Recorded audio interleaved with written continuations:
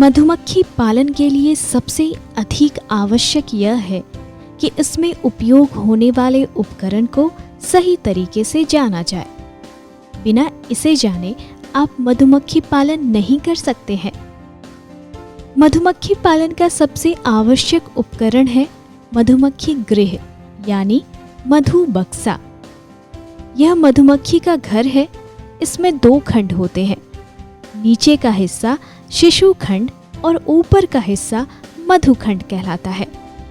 शिशु और मधु खंडों में 20 चौखटें होती हैं, जिसमें उपयुक्त मौनांतर होता है। इन चौखटों में मोमी छत्ता घर लगाकर बक्सा में इस प्रकार लटकाई जाती है। बक्से को लकड़ी या लोहे के बने हुए 15 से 25 इंच ऊंचे स्टैंड पर रखा जाता है, ताकि चींटी और अन्य शत्रु इस पर आसानी से ना चढ़ सके। रानी रोकपट, यह पतली जाली होती है।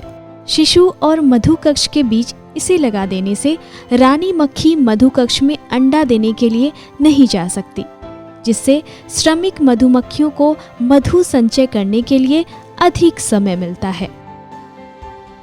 धुआंकर, यह टिन का बना और भीतर से खोखला होता है।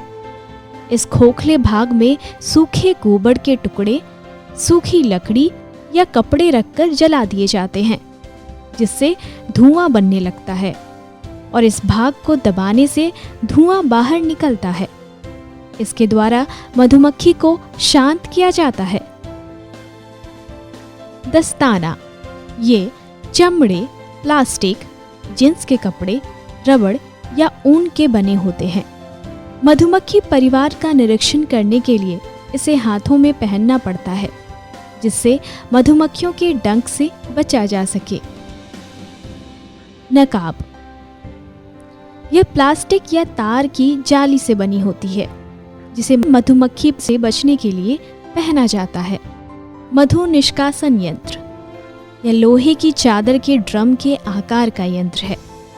इसका ऊपरी सिरा पूरी तरह से खुला रहता है, जिसके अंदर नाचने वाला पिंजरा होता है और इसका जुड़ाव ऊपर लगे गियर पहिए से होता है।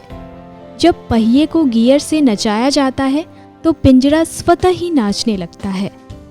मधु से भरे छत्ते को कोष्ठों की ऊपरी मोमी टोपी को चाकू से हटाकर पिंजरे में बनी जगहों में रख दिया जाता है और पिंजरे को काफी तेजी से नचाया जाता है, जिससे मधु भारी होने के कारण कोष्ठों से अलग होकर ड्रम की दीवारों पर गिरता हुआ तल पर जमा हो जाता है।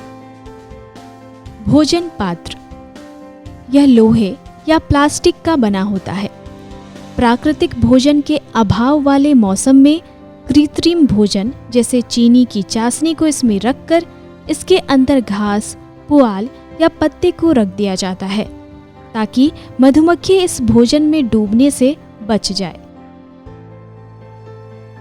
छीलन छुरी, इससे छत्तों के बंद मुंह को छीला जाता है, जिससे कोशों के ऊपर लगी मोमी टोपी समान रूप से कट जाती है और मधु आसानी से मधु निष्कासन यंत्र के द्वारा निकाल लिया जाता है। ब्रश, इसके द्वारा शहद निकालते समय मधुमक्खियों को छत्तों से अलग किया जाता है, जिससे मधुमक्खियों को चोट नहीं लगती है।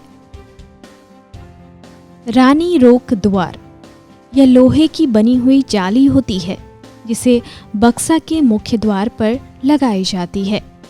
इसके लगने से रानी मधुमक्खी घर से बाहर नहीं निकल पाती है, लेकिन श्रमिक मधुमक्खियां घर से बाहर और अंदर आ जा सकती हैं।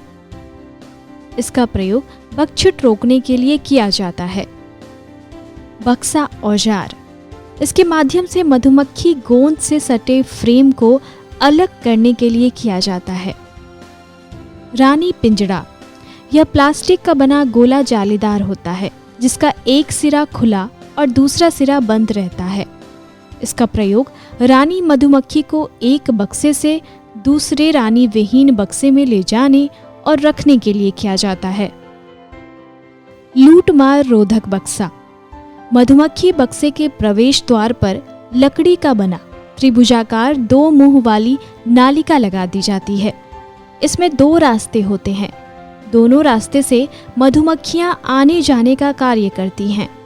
इसका उपयोग प्राकृतिक भोजन के अभाव के समय शत्रु जैसे भौरा, हड्डा के लूटमार से बचाने के लिए किया जाता है। छीलन ट्रे, इसका प्रयोग मोमी टोपी हटाने और छत्तों से मधु निकालने के समय किया जाता है। यह चादर का बना चौकोर होता है। तो किसान भाइयों, ये थे सफल मधुमक्खी पालन के लिए प्रयोग होने वाले आवश्यक उपकरण। इन उपकरणों के माध्यम से आप अपने व्यवसाय को लाभप्रद बना सकते हैं।